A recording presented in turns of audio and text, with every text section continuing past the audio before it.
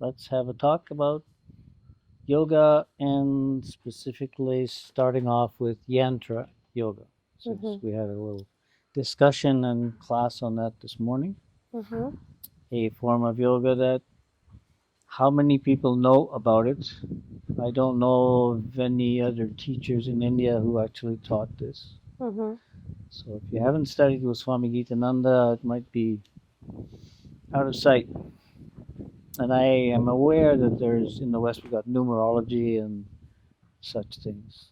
And from what I can see, numerology has its base in Yantra Yoga, but is missing a lot of the really fundamental aspects. Like in Yantra Yoga, it's not a question of numbers. The numbers are just telling you which chakra energy is there.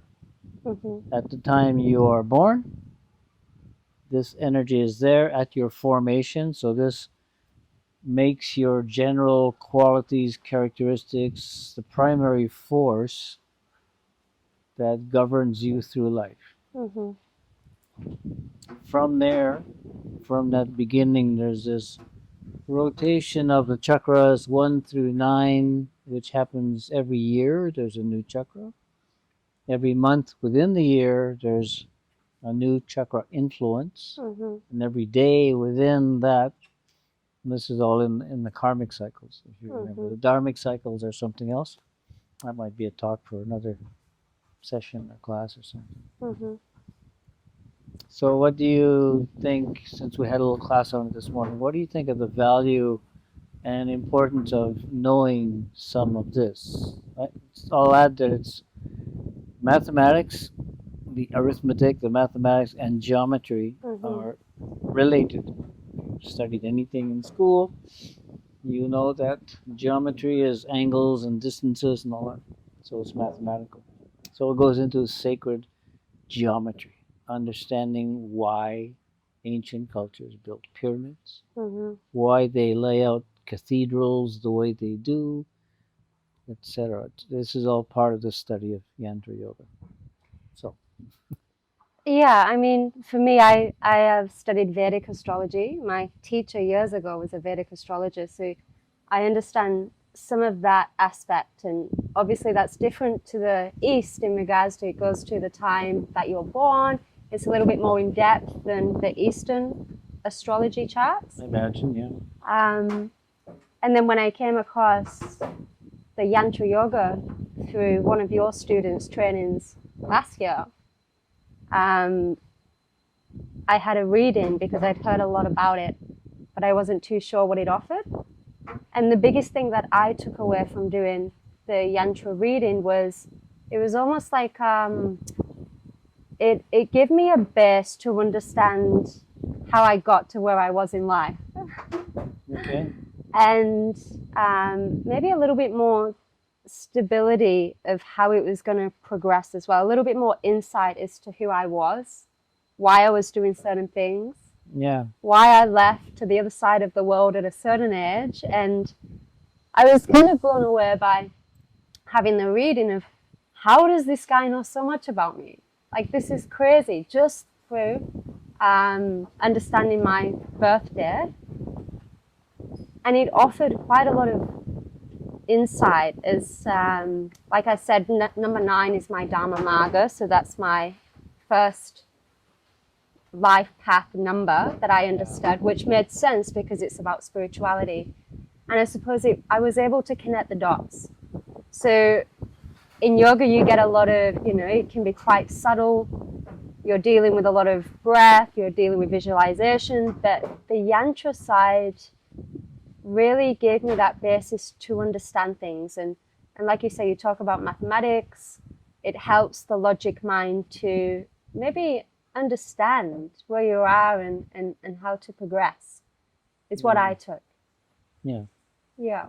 It appeals to the logical, rational side of the mind that we use for mathematics, for intellectual understanding. So it is a very intellectual aspect of yoga, which is Mm. quite different from doing postures, Mm. where you're not thinking, you're just feeling. Here, you're thinking, contemplating, analyzing things, measuring time cycles in your life, and coming to a deeper understanding of the forces. And because it's one of the forms of yoga, it Mm. is connected to the others. And if you go into a study of the chakras and you start to feel the forces of the first chakra, the second chakra, etc., they feel very different. And when you have those feelings, you can understand why, when you're doing the calendar or calculating someone's energy, you can see why they're more materialistic and possessive and worldly minded, or why they're very social, or as a number nine, while you're out in space. Mm. And are drawn to the stars. You know, Mm. it's the nature of the energy, Mm. actually. Understanding the ninth chakra is out of the body, out in space, connected to the stars, the radiant part, the white light side of the universe. And if that is your nature because you're born as a number nine, there will be a tendency to want to get back to this connection to the stars. That's where you Mm. come from, and you feel this connection to the universal reality, maybe more than to the physical world. So it becomes the number that you're born with is basically your Dharma Marga, and that number will always stay with you. Yeah. And that's the one that feels more natural. So, like you're saying, the number 9, that feels natural for me to be in that space. But I suppose all of these different chakras will have negative and positive effects as well, right? There's negative and positive to everything. Black and white. Um, and if you're born with, say, a number 9, being out there in the space can be quite positive sometimes, but then we live in a material world and it's not. Yeah, well, that can be the negative side of it. Then is that you don't always relate to being down to earth, being a consumer. You're more. I think I want to go and meditate a little bit. And again, if you're looking at forms of yoga, bhakti yoga, which is devotion to higher consciousness, more philosophical and, well, we call it spiritual, I guess. But that's you were going along that path. You were drawn towards something that connects you to the divine aspect of the universe, rather than being a consumer and wanting to just hoard and collect things in the material world. Mm. You wanted things from the next world, Mm. so you're drawn to that. So those are the differences between like 1 and 9. One is really well grounded, happy and happy in the world without thinking of evolving or going somewhere else. Just get a good job, and Yeah. you're quite happy with the normal material existence that we are presented with. And for me, this is where a lot of the yantra yoga is really beneficial, because you talk about as being born in a material world and everything's kind of carbon copy. It's the same education, it's the same Yeah. same things, but we are so individual. Same program for everyone, yeah. And really, yantra yoga offers that insight. If you haven't had time to really explore yourself, which can take a lot of time to figure out who you are, yantra yoga offers that kind of stepping stone to Yeah. really understand yourself better in a shorter period of time. It gives you that insight, and it makes a lot of sense. Yeah. And then you understand who you are from the first number, and then you get the secondary number coming. Can you just talk a little bit about Yeah. that one? So in Yantra Yoga, your life is divided into different time frames of 27 years each. The first one is the educative period, where you're learning about the world, where you're first born, and up until you're 27, you're learning a lot and figuring out who you are and what you're going to do and getting your education of whatever kind that is. At age 27, it shifts into another chakra. So you feel motivated in a different direction. Something changes, and pretty much everyone notices a change around that age. And everyone talks about Saturn return at this age. Yeah, Saturn return is Yeah. at the same age, so these coincide. for good cosmic reasons, I guess.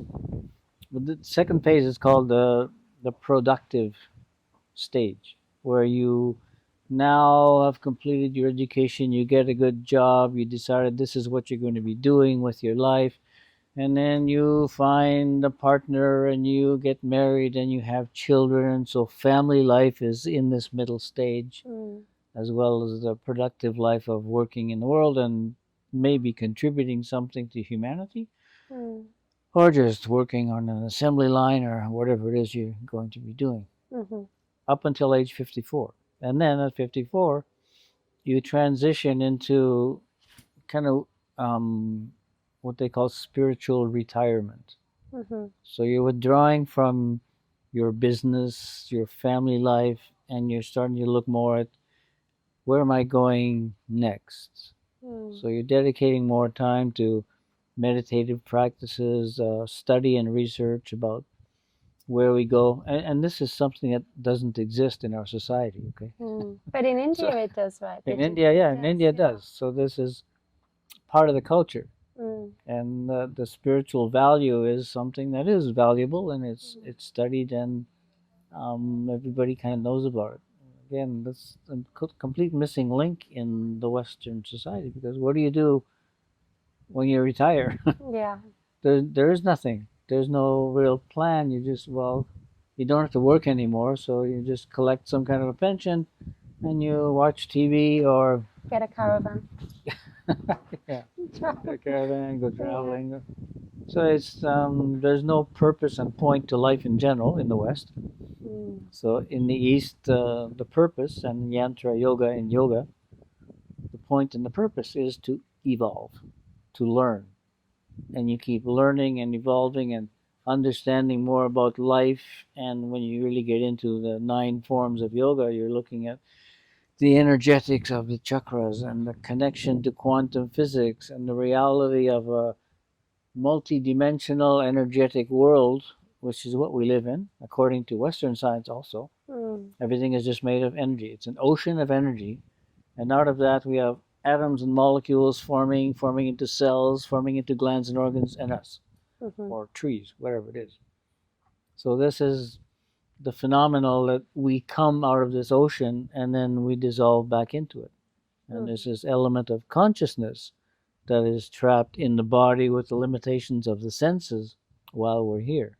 And then your body shuts down, you depart as consciousness back into this electromagnetic ocean, which is essentially the ninth chakra, Mm. eighth to ninth chakras.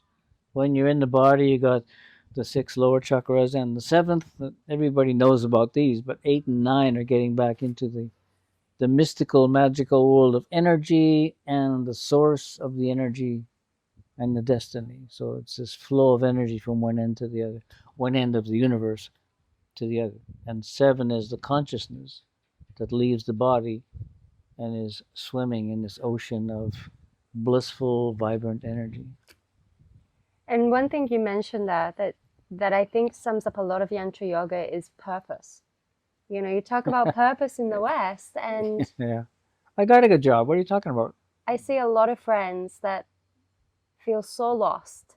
And Yeah. even my mum, my mum was 51 when she passed, but before she did pass, I managed to get spend some time with her and bring her to Thailand. And for the first time ever, she had purpose.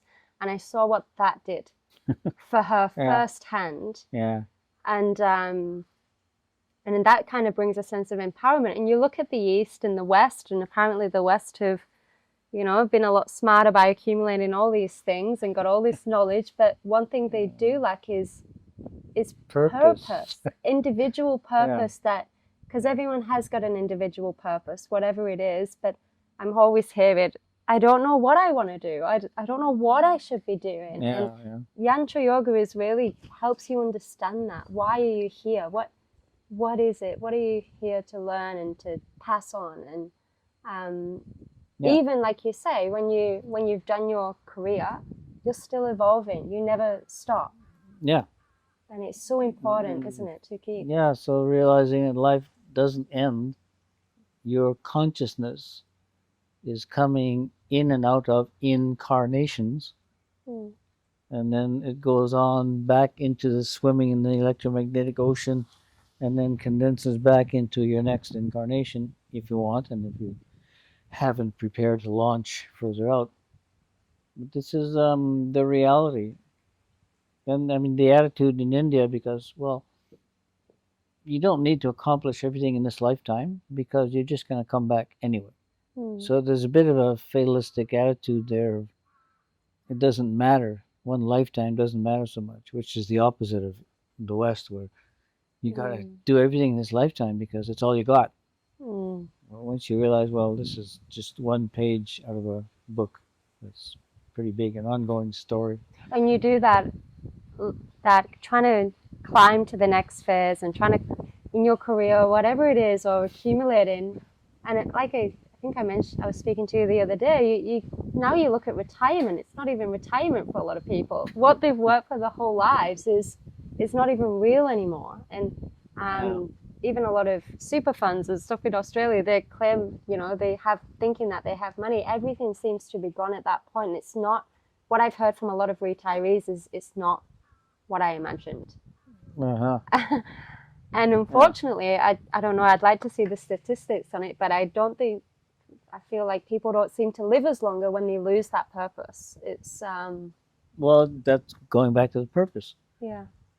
A lot of young people who come here to learn yoga have done something else. They've got a master's degree, PhD or something, and they find, well, where's this going? Mm. So they come here and they say, I need to find a purpose for my life. Mm. In spite of whatever education they've learned, they don't feel the need to be themselves. They don't know what themselves is. Mm. They've tried to play this role or that role, and well, it's not really me. Mm. And that comes back to this whole purpose. And if you understand the yantra side of things, each chakra energy gives you certain qualities, certain capabilities, and if you know what those are and you're working with that, you're off to a pretty good start. If you can do what you're best at doing by nature, and then you're looking at the other chakras, and okay, I need to work on this aspect of empowerment, or I need to work on the social aspect more because I didn't get that at birth. I wasn't born with a two. So I struggled with the two for many years. I had a lot of one. For 27 years, I had number one. And then it shifted to number one. Okay. So I spent 54 years with the first chakra. Wow. And then it changed to four, which is quite different from Yeah. one. And did you feel that shift? Definitely. Like within, as soon as it happened? Yeah, I mean, I even felt the first shift at age 27 from one to one. Though it was still a transition in life from the learning phase to the productive phase. And Mm. I felt, okay, I really need to do something. Mm. Something that I need to get a hold of, to build. And that's when I got into meeting Saul's mother and getting into having a family and doing things, building a house and doing all these things. Actually built a house and did all the gardening, the whole homesteading thing. How old are you then? Is it? 27. Oh, 27. Edit. So that shift I felt, and this idea of okay, responsibility Mm. kind of set in. Until then, I was a traveling, wandering guru. Not no, I don't want to use the word guru. Yeah. A yogi, Yeah. a wandering monk, experiencing life and exploring and studying. And all of a sudden, I felt okay, I need to do something substantial But why did you have that shift if you went from a one into a one? because it's going from the education period to the productive period. Oh, okay. And you have Yeah. the sense, I had the sense, I really felt I can't just be, flying around the world doing meditational things. I need to do something more stabilizing. So it was pretty stabilizing. I really went down to earth and building a house and planting a garden and digging my basement by hand Mm. with Tim helping me. Mm. So that was a radical shift because up until then, I was painting mandalas. Mm. I was doing mantras, painting mandalas, living in Guatemala, and just uh, having a high flying life that was pretty meditative and spiritual. And then I needed to really come down to earth and Mm. ground, which is what I did. And I suppose that groundedness was relevant to help you share it, to share as a teacher and share with everyone, and Yeah, it's probably a big part of that. yeah. So the yoga teaching wasn't the primary thing I did. It was secondary. I did classes here, I did some sessions there.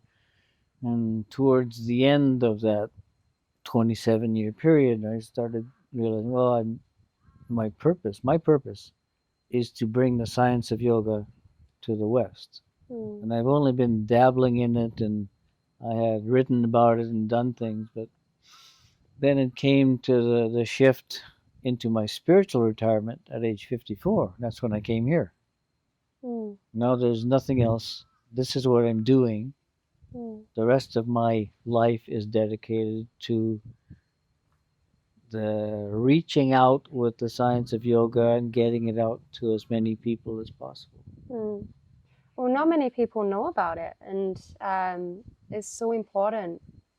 Every element of the 9 forms to pass on.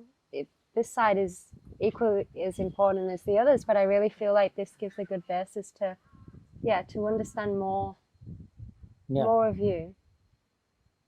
And like you To, said, the negatives and the positives. What's really helped me in Yantra Yoga is if I'm going through a big transition now, I can look at my chart and be like, oh, maybe now is not a good time to make that move, or maybe just wait a little bit and sit yeah. on it, and Yeah.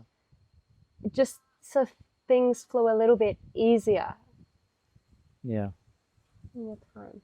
So knowing the time to do things, one thing at one time, a different thing at another time. And when you're doing that, you've kind of got the universal energy supporting what you're doing because you're doing what you're having the energy for and not going against the current. Whether that's creating a new business or Yeah, whatever it is, or an endeavor, yeah. um, cycles. Hmm. Take a deep breath.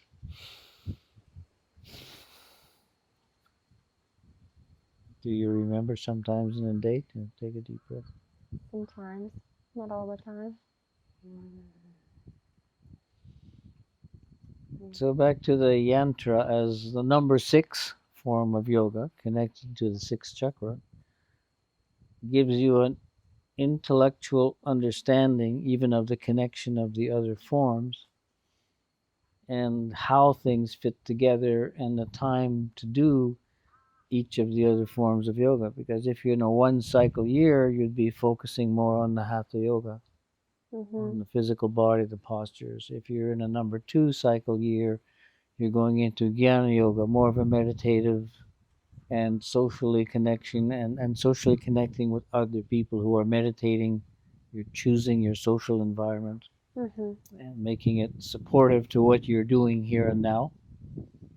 3 cycle comes in, and the dynamic energy of doing something radical and different, creative, unusual. You have a new vision of what you want to do, and there's a spontaneous drive to just do it Mm-hmm.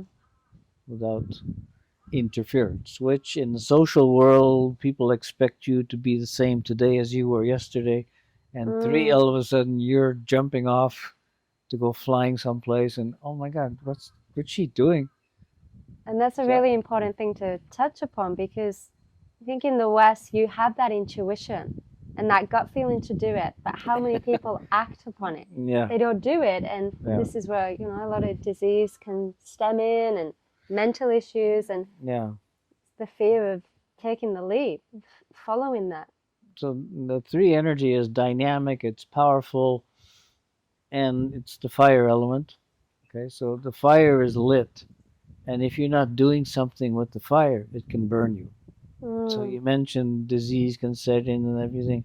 If you are not following your inner drive and instead doing what other people expect you, you're going to be use this energy is going to turn against you.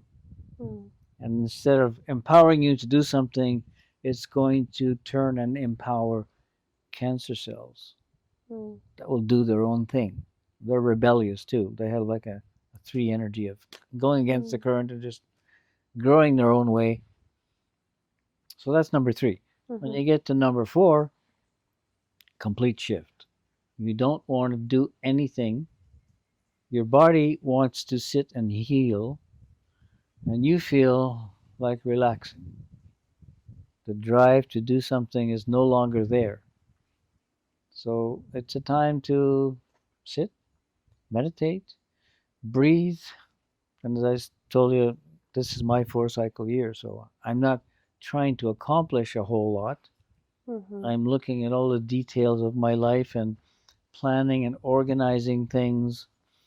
And when a 5 cycle kicks in, I'll be dynamically more active to doing things, including workshops and things. And the next teachers training that we're planning is starting in January, which is the Mhm. 5 cycle is kicking in. And the 5 cycle has a lot of communicative energy. That's Vishuddha. Yeah, The that's first Vishuddha. cycle. It's the voice. It's the mind, the intellect more than the mind, Uh-huh. and knowledge and information and communication. Mm. So that power is enabling you to really get the message out, Mm. which is what we're planning on doing. Mhm. Yeah. So And this is something that a student can learn on the teacher training that we'll be running in January. yeah, We plan to run in January. And I I'll, can tell you, I think we talked about the video yesterday. I've done many teacher trainings, but I've never had the yantra side no. explained. There's only you that's explained that to me that I've heard of. And actually, Where did you hear about it? well, through one of your students. Yeah. So it's all Okay. come from you. Um, Well, this is the thing is that studying with Swami Gitananda with the 9 forms of yoga, I looked around at the other schools of yoga or teachers, and I mean, well, there's almost nothing there mm, as far as content and the bulk of information, the methods, the techniques, the practices, the experiences. And now it's become, we talked about in the last video, people just go and get a certificate so they can safely teach postures.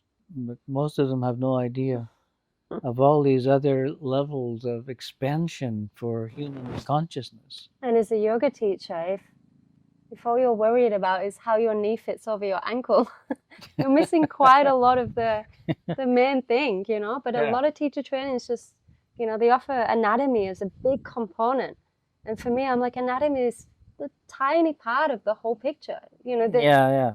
2% of the So, whole thing yeah. is asana, but in the West, it's physical, physical, Yeah. and Well, um, even that, when it comes to teaching anatomy, I go from anatomy to physiology mm, because you can't do much about your anatomy. You can kind of align yourself to a mm, degree. But physiology, in the chakra yoga system, you learn that you can influence the glands, the organs, you can change your hormones. You're stepping in to influence your body's functions, and you learn how to do this with pranayama, with sound, with visualization, with postures as well. But from the inside out, yeah, from the inside out. rather than a So band-aid putting on that's gonna come right, back up. or going for someone else to exchange your kidneys, Yeah. kidney transplant. But Yeah. I had many students, and it still happens. Like, where should my hands be in down dog? And I'm just like, all right, turn them 10 under degrees you. out, press your index knuckle down if this is what you want. But really, guys, Yeah. there's a lot more to offer here. But it's just the Details West. details on the physical, but what about what you're thinking Mm, when you're in here? Because mm, all of the postures, you're supposed to be completely feeling them. But most people are busy thinking about, okay, when's the class going to end and what's for breakfast today? And And worried about flexibility that we've talked about before. You know, Yeah. I can't. My hamstrings are too tight. When actually a lot of yogas needs more stability in people's lives. Yeah. Not the flexibility of building strength that we talked about before. And I'm naturally quite flexible and hypermobile, so I'm working on that strength to bring in instead of creating more flexibility. So again, it comes back to understanding you more. What do you need more of to create more balance in the body, in the mind? Yeah. But I see that a lot of people are stressed. Mm. They're in a state of stress. Their muscles are really tight. Mm. So they need to go to a yoga class just to stretch out, relax, release those muscles, Mm. and feel the letting go of their own stress levels. And Mm. that's what they need, Mm. but they don't see that there's so much more. It's an individual Yeah. approach, which some modern day vinyasas go against. I mean, there's pros and cons in everything. I get it, but I do get a lot of the modern day vinyasa can add a lot more anxiety and more circling if it's quick movements and flowing from one to the next without any clever thought and structure. And it's just something to think about of really understanding, not just turning up to yoga because you think it's good for you, but understanding what the class is about and is it relevant for you and where you're at. Mm-hmm. I think is an important thing to add. Yeah. So the forms of yoga, and I mean even in India, I mean there's kind of a school of yoga that focuses on Raja yoga. The royal path. Yeah, the royal path. Which I don't know any Westerners who go to those schools. It was when I looked into some of them, it was all Indian people. And a lot of that's from Patanjali's. They talk about Raja in Yeah, Patanjali's. yeah, and that's dealing with the mind, the empowerment of the mind, being able to visualize and manifest what you want and delete what you don't want. It's very mental. And what as Swami Gitananda was teaching this, it was using visual concentration charts, like I told you, the simple little yellow squares, nothing too complicated, until you start to see on the inside. And, oh, okay, I can see an image of the first chakra. And then you're putting together the image with the feeling. You can add Mula Bandha while you're doing the visualization and you're making this connection. And then you add the sound of this chakra so that you're bringing in the right frequency. And that connection from the visual, which is in your mind, to the frequency and the vibration that goes down through your body to the Mula Bandha is making the mind body connection. And this is part of the Raja Yoga. You're making a connection from the mind to each of these chakras with different visualizations, techniques, and sounds. And it becomes quite empowering. And with that knowledge and ability, you can then, from the mind, imagine your pancreas being in top condition. And you do a breathing technique to feel if that's a reality. And you use the breathing technique to create that reality. If it doesn't feel perfectly well, okay, I feel some pain over on this side. So what I'm going to do is I'm going to fast, stop eating. I'm going to do the breathing technique, the Panchasahita. One of them is for the pancreas and for the third chakra. And then you do this until the feeling changes. And if you're doing it, the feeling will change. And then the danger arises of looking at your mind and you are going into the feeling and thinking, I think there's a problem. Maybe I should go for surgery or talk to my doctor instead of dealing with it with yourself, which is the yogic approach. Feel the symptom and then change it if it's not a good symptom. And you have methods and techniques and postures and movements and breathing to change the actual symptom and feeling of what the experience is. Mm. So you are responsible then. And if you've done it a few times, you as well. Mm. Whatever comes up, I'll just change it. I felt it. So this is the essence of healing, and this is the essence of kind of the healing program, which we're doing in August. Mm-hmm. So that's the methods and techniques of changing your own body chemistry and realizing we have this ability. So with that, I bring in quantum physics, which is modern science saying everything is made out of this electromagnetic ocean, Mm-hmm. and the waves are not fixed. They are what they call waves of possibility.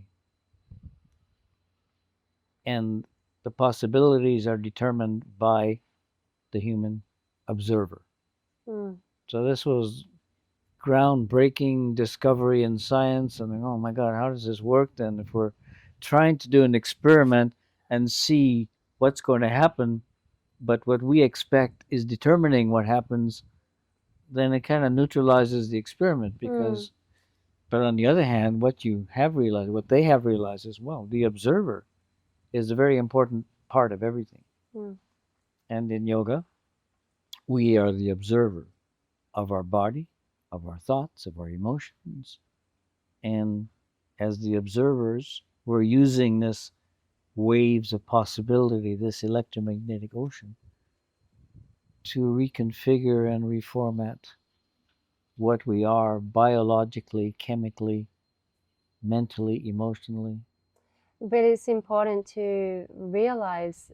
I remember I've heard once kind of the explanation of yoga nidra, because the yoga nidra is like planting the seed and allowing that to grow into something you want to manifest. And I remember a teacher along the way described it as a vegetable garden that's empty with soil in, and you kind of need it empty, and then you plant your seed in order for it to grow. But if it's full of weeds, you plant that seed and it's hard to grow anything.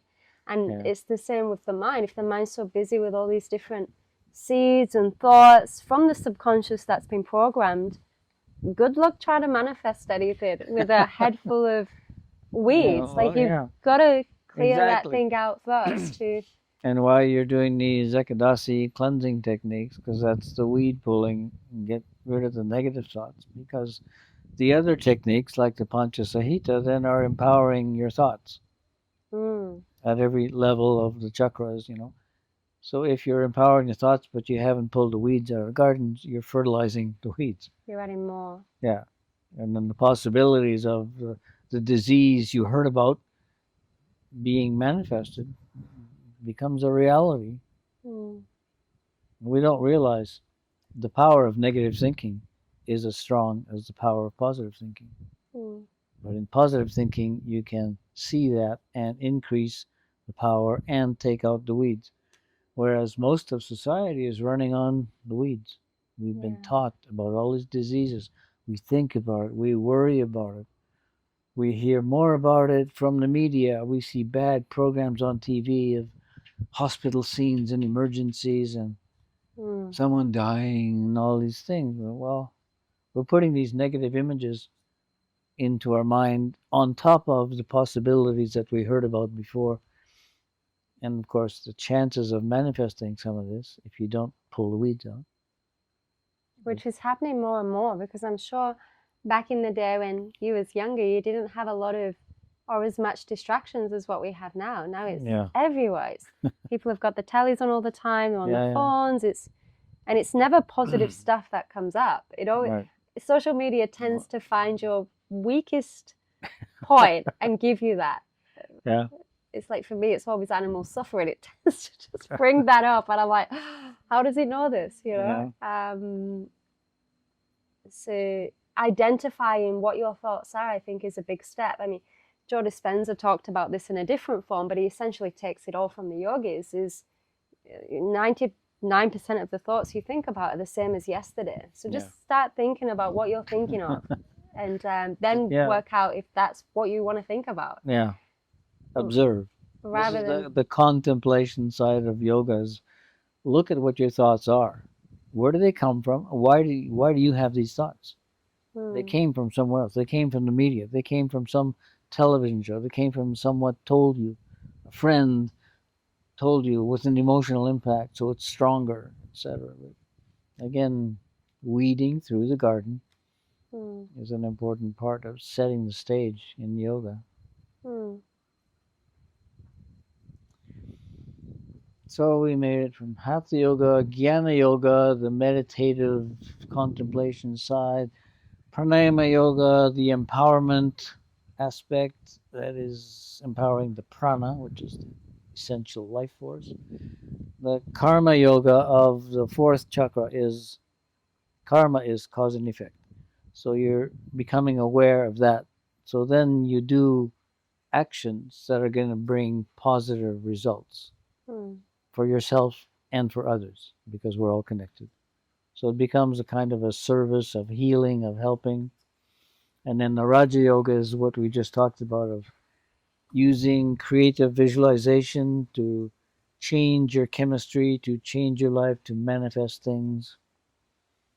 And then the sixth one, we get to the Yantra Yoga, which is the intellectual, mathematical calculation of all of this stuff, of all of these other energies. When we have access to this energy, that energy, and then going with that flow. And from that to the sacred geometry, which is the patterns. And the patterns are connected to the cosmic mind, which comes in patterns, and why they use patterns, why we build pyramids, why we have Gothic cathedrals with big stained glass windows that have Mm. 12 petals like the fourth chakra. This is all understanding the geometry of the mind of the universe, which is called Buddhi. Mm-hmm.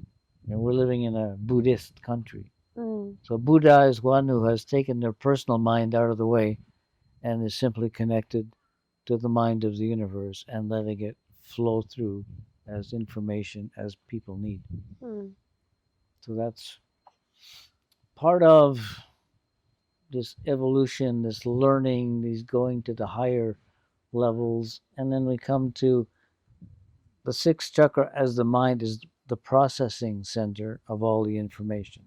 And when we come to the forebrain, this is where we are analyzing our thoughts and pulling out the weeds and making decisions, not just letting thoughts roll out from the subconscious, same thoughts as yesterday, blah, blah, blah. Mm. But here saying, well, okay, I saw that yesterday, I figured it out, and I did something to bring it to a conclusion.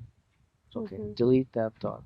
Mm-hmm. And then you have inspirations. And this is where you choose to reach into the realm of possibilities instead of bringing up a memory Mm. of a disease and bring in a different possibility. Mm. And you're consciously doing this. Because let's say if you have a disease, I am diabetic. Mm. You wake up in the morning, you remember I am diabetic. What your body does is it creates the same diabetic scenario as Mm. yesterday. Mm. If instead you go into a meditative state and you're realizing the potential of this waves of possibility and you go, I'm going to change my chemistry Mm. and reawaken the little islets of Langerhans, which are parts of the pancreas that produce the insulin. This is doable, but most people who are diabetic have never heard of this. They won't believe it because their doctor says, well, you're diabetic. You are diabetic. Yeah. It's not a changeable thing. Yeah. And yoga says it is changeable. And it's the same, I think, with a lot of manifestation. The thing that blocks people is fear. Like, I know it's true as well. Like, Yeah. I've thought about stuff, and because my mind's so clear with being a 9, I have to get very careful what I think about because it comes in so quick. And I remember having a favorite book as a password and an amount, and I would have that as a password, so I would be cementing it in every day of an amount that I wanted to draw in. It took me about a year, and I drew that amount in 3 different ways. And back then I was like, this is, and I've had other experiences like it, but I see manifestation workshops now, or, you know, if someone's sick, like you said, and the thing that blocks them is the fear. Mm-hmm. It's the fear of, I can't trust my own body. I must go with this medical information, or I can't trust that I am going to actually draw it in. So I'll actually have that fear in the back of the mind. When you're thinking like that, you are blocking it in. Where if you let go and you fully trust, that's when it will come in. Fully trusting. Yeah. It's a big part of that. Yeah. But how many people are willing to do that these days? And I Well, suppose the fear stops them from doing the that. fear That's stops exactly it. Yeah. And if you can identify, at least identify the fear first, then at least you know what you're working with. Yeah. Because if you can identify its fear, then you're like, okay, well, I need to do some empowerment stuff, and I need to work. And why do I have this fear? Where did the fear come from? Yeah. You know, I heard it from other people, and they had fear about it, and then this person died, and my God, I don't want to die. And so your mind makes up a whole scenario around the fear instead of, oh, I'll create a different scenario of it's healed. I've changed my chemistry. I'm in top form, and I am breathing into that to empower that process, bringing the oxygen I need to create the chemistry I need to manifest perfect health. Yeah. And when you're practicing yoga and practicing pranayama yoga and you're breathing deep, you realize this is a real key to physiological empowerment. Just changing your oxygen level. And then you look at how people are breathing and you realize they're not. You're going back to this 10% that we talked about before. And just as you were speaking, then another thing that came to mind is association. Who you surround yourself with, you're going to be those people and have those thoughts if you don't get out. But if you surround yourself with like-minded people that back up the positive aspect, you're going to have more of that because they can reinforce that they've been there, they've lived it, it's true. Yeah. But the people you're hanging around, they probably haven't experienced that, so it backs up the negative. It might not work. And the fear that goes with it. Yeah. Okay. This has been a good discussion. Thank you for your contribution to the discussion, and let's throw it out to the world and wake up people to possibilities. Even going with modern science. The world is made of infinite possibilities.